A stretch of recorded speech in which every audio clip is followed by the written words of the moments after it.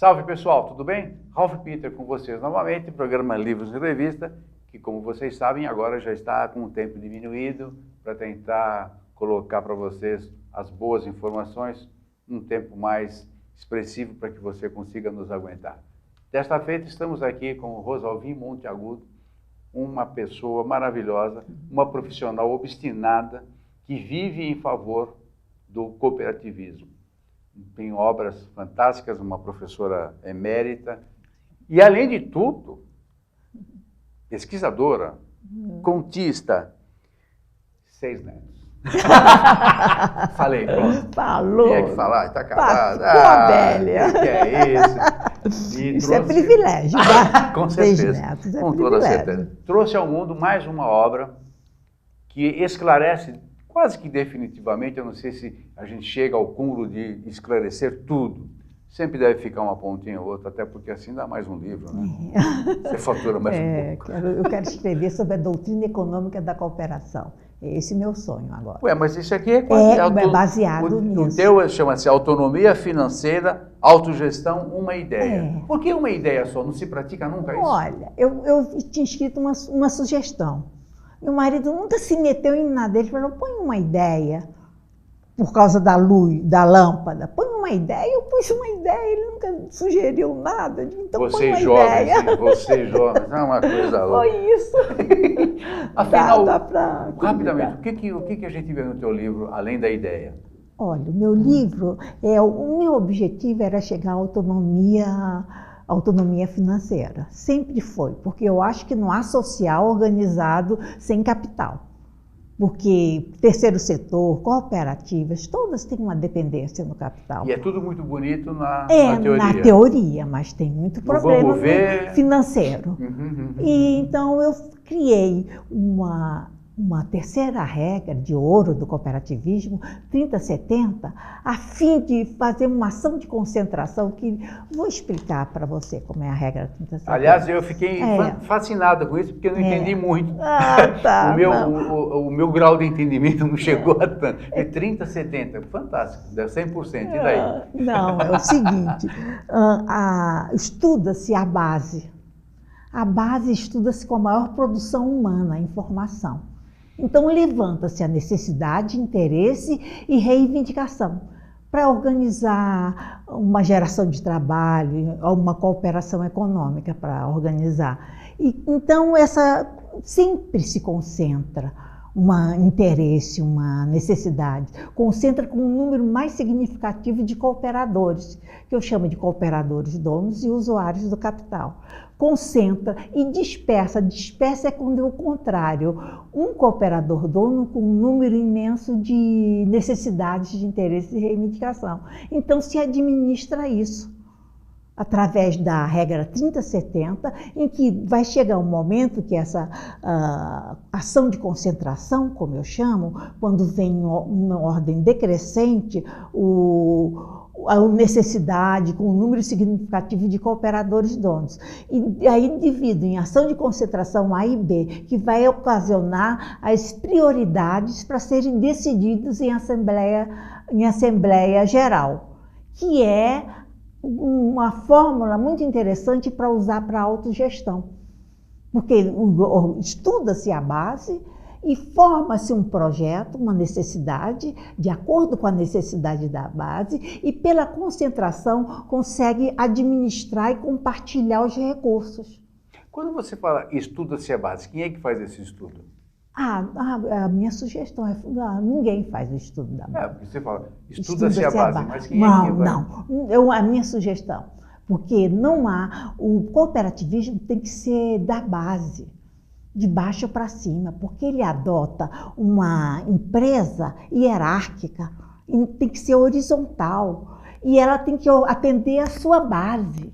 E dessa forma, ela tem essa empresa hierárquica e não atende à base.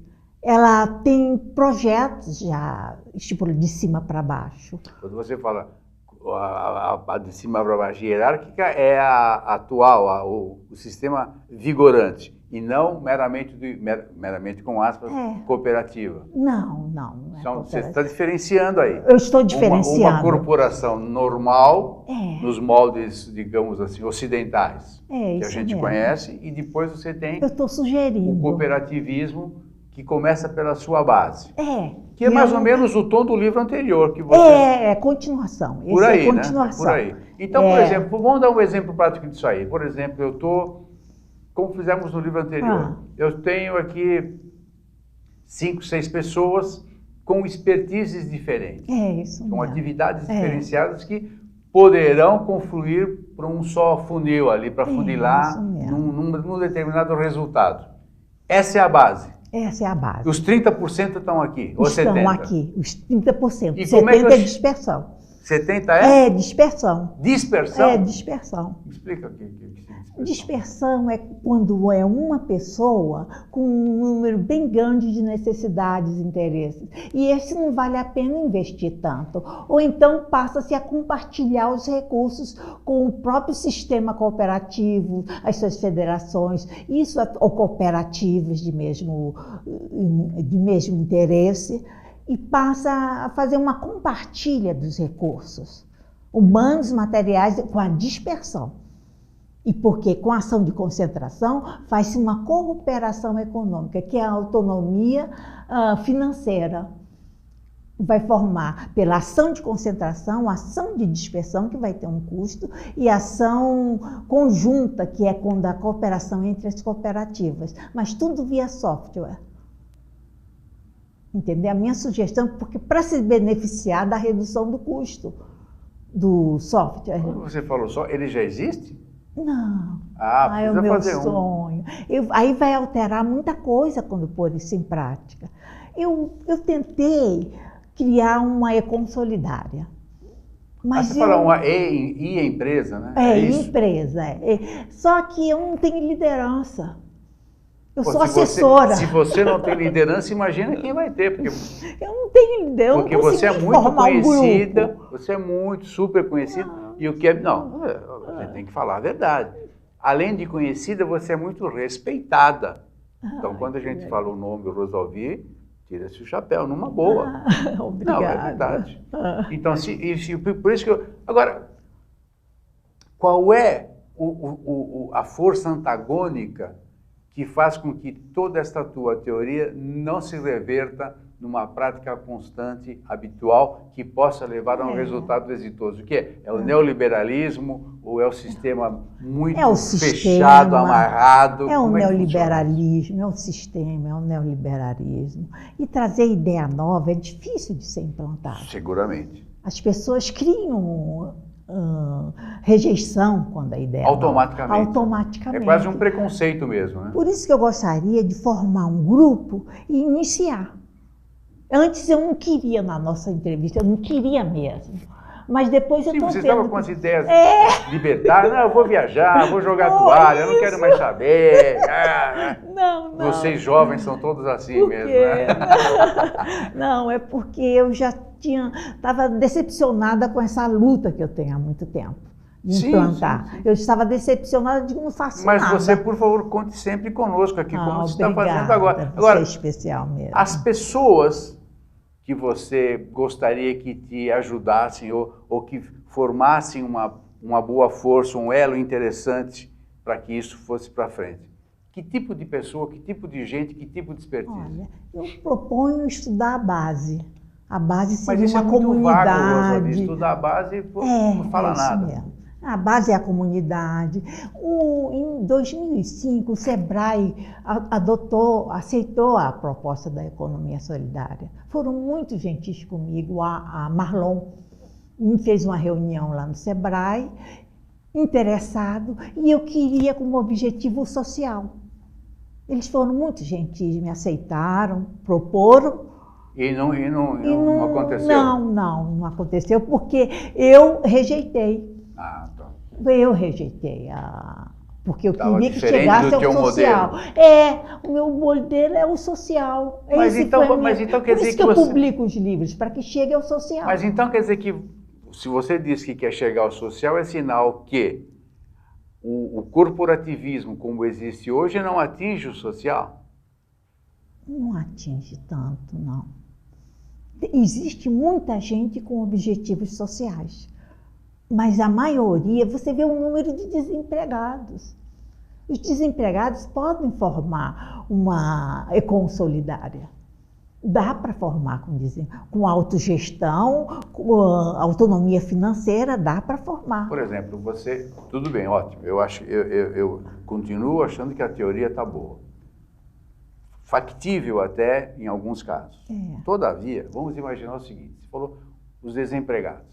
Hoje você tem uma massa de desempregos muito grande em todas as áreas. Então vamos imaginar uma que eu sei que é difícil se revitalizar, até porque cada vez mais os empregos serão menores. Metalurgia, por exemplo, de automóvel.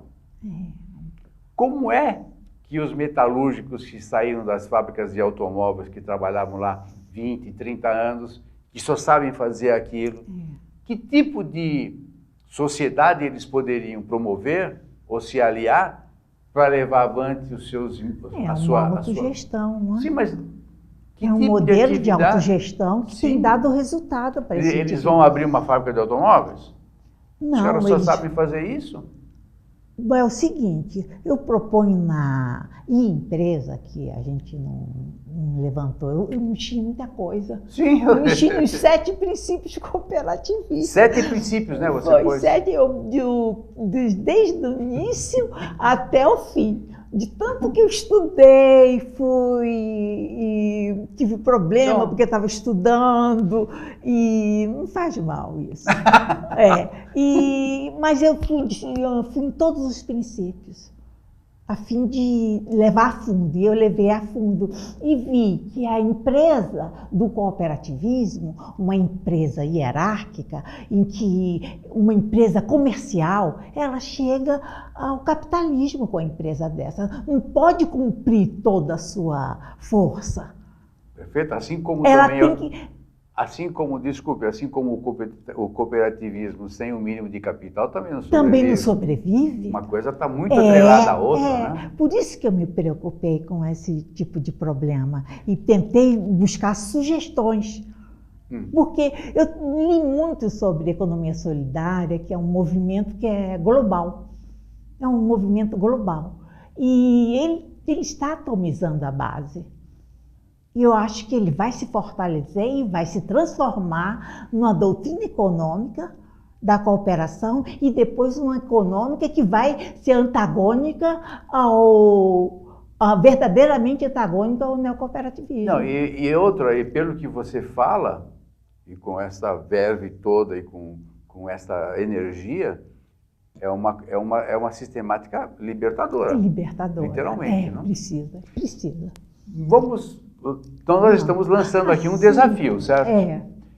Como é que as pessoas que eventualmente gostariam de ter um pouquinho mais de entrosamento, se enfronhar um pouquinho mais nas outras, além de comprar o livro, naturalmente, eles têm como se comunicar contigo? Tem. Nós estamos lançando, no dia do lançamento do livro, um site. Pois não, falei. E esse site é Consolidária, www.consolidaria.org. Consolidária? É Consolidária. A Luciana está colocando no ar. Consolidaria.org. E nesse e tem um outro que é Rosalvim Monteagudo, @home.blog, em que eu vou discutir o cooperativismo e nesse outro eu quero manter contato, sugestões, conversar, esclarecer dúvidas. É esse o objetivo maior, esclarecer as dúvidas, porque tem muita ideia nova. É difícil. Não, é difícil. É difícil Teve tópicos que eu tive que ler 3, 4 vezes, porque realmente nem sei se entrou direito, porque é difícil. Não tá porque fácil. você é muito profunda, você vai a fundo mesmo no negócio. Legal. Menina, infelizmente nós estamos aqui quase terminando.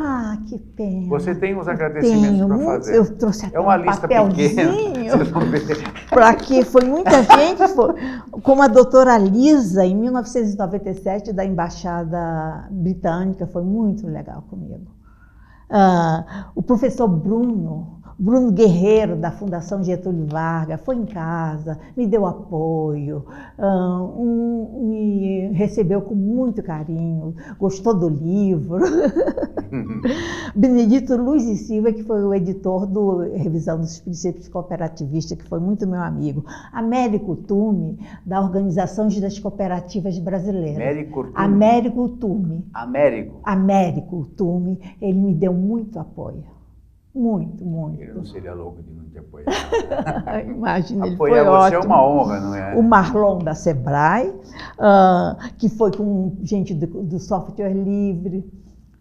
Estava todo o esquema. Você já está até esquematizando o lance do software. Perfeito. Essa menina não dá ponto sem nó, vocês estão percebendo. Não deixei de esquecer da Maria Clara Moura Miranda, que sem ela eu não teria dado continuidade ao trabalho, pelo apoio que ela, representando o Procultura, me deu. E eu não desisti.